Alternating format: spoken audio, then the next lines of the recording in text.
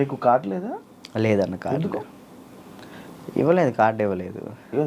నువ్వు ఇప్పుడు మామూలుగా డాన్సర్ కార్డు అప్లై చేస్తావా, కొరియోగ్రాఫర్ కార్డు అప్లై చేస్తావా? ఫస్ట్ నేను డీటెయిన్ అయిపోయిన వెంటనే డాన్సర్ కార్డు అప్లై చేశాను. వచ్చిందా? నేను డబ్బులు కూడా ఇచ్చాను, రాలేదు. అక్కడ యూనియన్ పర్సన్ ఒకళ్ళు మనల్ని మోసం చేశారు. 5 లక్షలు తీసుకున్నారు. ఎవరో కూడా తెలియదు, డబ్బులు అయితే మోసపోయాను. సో యూనియన్ వాళ్ళు కంప్లైంట్ పెట్టమన్నారు. కంప్లైంట్ అయితే ఇప్పుడు రీసెంట్గానే కంప్లైంట్ పెట్టాను. ఇప్పుడు కొరియోగ్రాఫర్ కార్డు అడుగుతున్నా. అంటే రీసెంట్గా నేను డాన్స్ ఐకాన్ కొరియోగ్రాఫర్ పోయాను, అది విన్నాను. దానివల్ల కొరియోగ్రాఫర్ కార్డు అడుగుతున్నా. టైం పట్టిద్ది రాజు, అంటే మీరు డాన్సర్ కూడా చేయలే కదా అని అంటున్నారు. సో ఇక అందుకే నేను ఏం చేయాలా ఆలోచిస్తాను. ఎందుకు ఏమైనా ఇబ్బంది ఉందా వాళ్ళ దాంట్లో? ఏమైనా నడుస్తుందా? కార్డు ఇవ్వకూడదని ఇవ్వట్లేదు లేకపోతే? అది తెలియదు అన్న నాకు. అంటే మధ్యలో నాకు కొన్ని తెలిసింది ఏంటంటే, ఎవరో సమ్ పర్సన్స్ మనం అంటే పన్నోళ్ళు కొంతమంది ఉన్నారు, వాళ్ళు ఆపుతున్నారేమో అని నా ఉద్దేశం.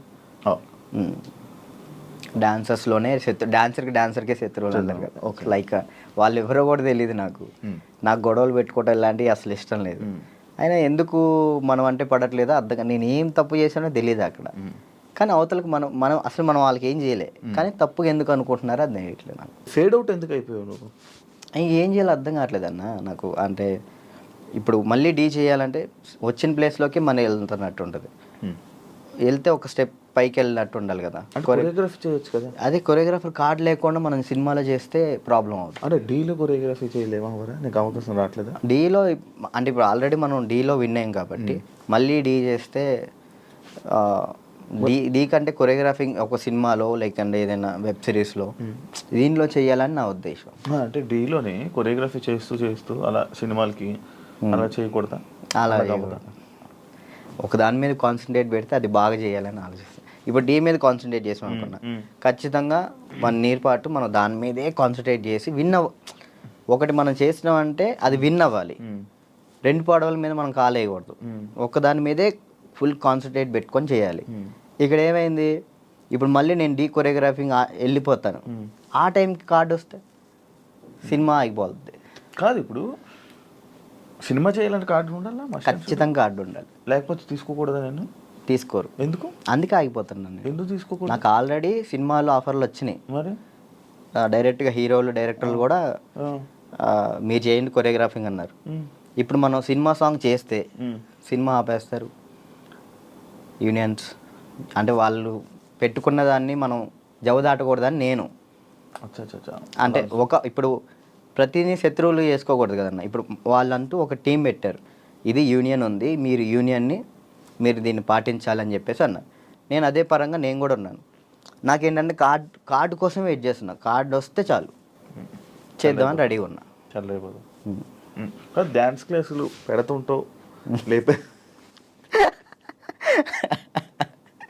యాక్చువల్లీ ఏం జరుగుతుందంటే అన్న, ఫస్ట్ ఇంటర్వ్యూ మనం డ్యాన్స్ క్లాస్లోనే పెట్టాం.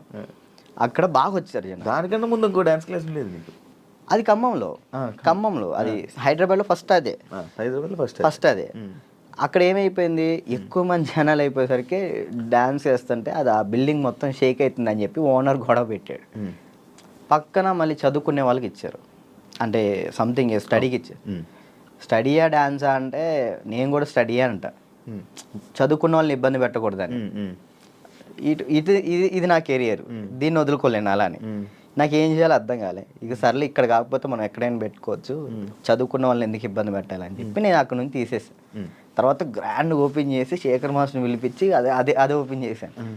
మొత్తం 100 మంది డాన్సర్లు వచ్చారు, వాళ్ళ కోసం సపరేట్ హాస్టల్ పెట్టాను. వారాన్ని అయింది, లాక్డౌన్ పడింది. అదే సెకండ్ లాక్డౌన్ 3 నెలలు పడింది. ఎంత సంపాదించాను మళ్ళీ అంతా వాళ్ళకే పెట్టిన. అంటే వాళ్ళు ఇప్పుడు నా కోసం వచ్చిన వాళ్ళని నేను పంపించకూడదు, వదిలేయకూడదు. అట్లా ఆ లాక్డౌన్లో ఎక్కడికైనా వెళ్తారో కూడా తెలియదు. ఇంకా 3 నెలలు వాళ్ళు ఇచ్చిన డబ్బులే నేను వాళ్ళకే ఇంకా ఫుడ్ పెట్టుకుంటూ పెట్టిన తర్వాత ఇక తీయాల్సి వచ్చేసింది. అది మళ్ళీ పెట్టా. పేరెంట్స్ ఏమంటున్నారు, నువ్వు ఉంటేనే మేము జాయిన్ చేస్తాం అంటున్నారు.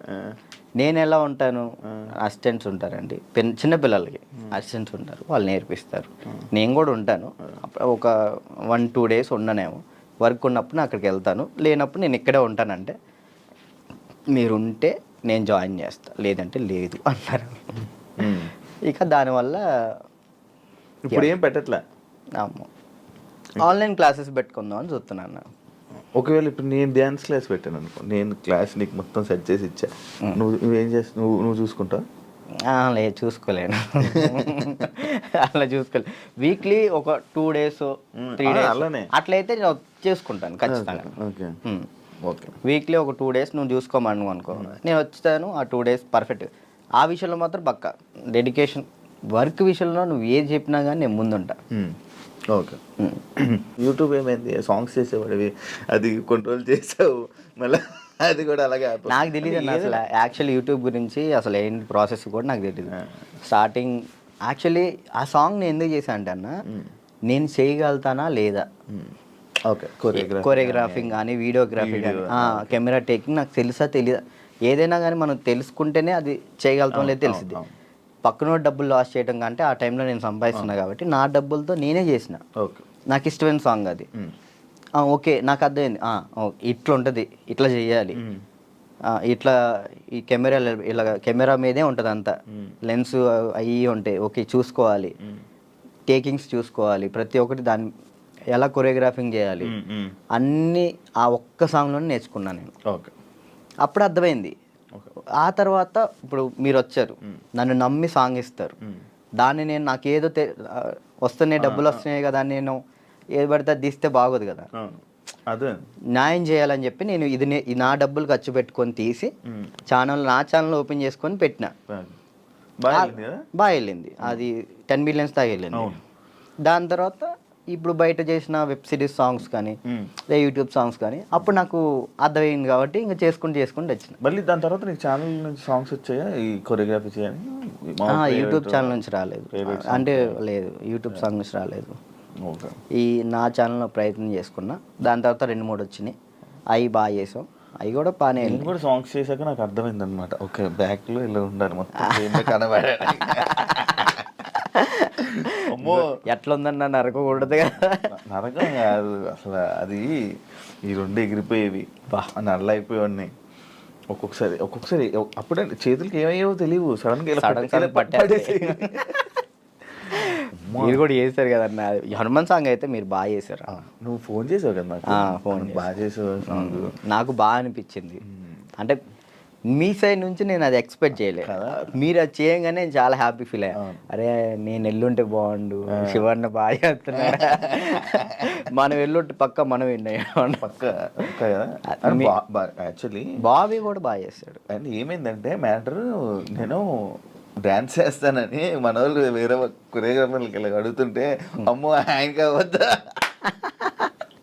ఆయనక నా వల్ల కాదని వెళ్ళిపోయారు. బాబీ ఒక్కడే వచ్చాడు ముందుకి, అడుగుతుంటే బాబీ ఒక్కడే వచ్చాడు, ఇంకా మిగతా వాళ్ళు ఎవరు చేయనన్నారు. నాకు వేరే వాళ్ళు ఇచ్చినా నేను తీసుకునేవాను కాదు, మిమ్మల్నే తీసుకుంటాను. ఎందుకంటే అన్న డ్యాన్స్ అంటే మెయిన్గా మీరు హెవీగా డ్యాన్స్ చేయటం కాదు, కొరియోగ్రాఫింగ్ అంటే మనం దాంట్లో చాలా చేయొచ్చు మనం.